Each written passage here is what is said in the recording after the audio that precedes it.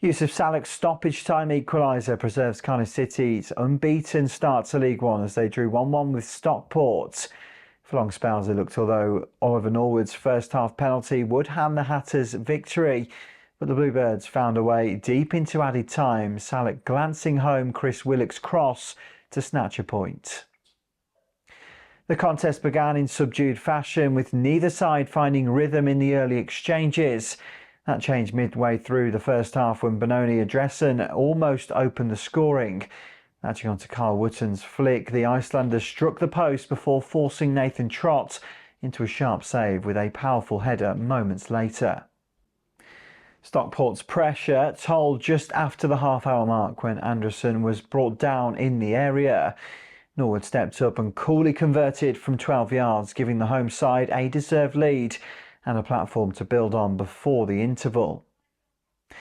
Cardiff, who had struggled to impose themselves, showed greater intent after the break. Salech thought he had levelled early in the second half when he tapped in a low cross from Willock, only to be denied by the assistant's flag.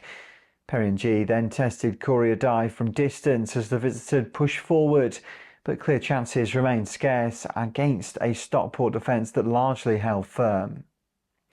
As the game drifted into its closing stages, the hosts looked comfortable and appeared on course for all 3 points.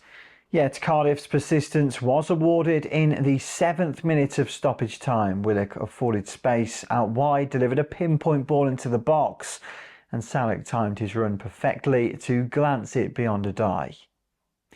The late drama ensured the Bluebirds remain unbeaten, a record that reflects both their resilience and their ability to conjure something when it matters most.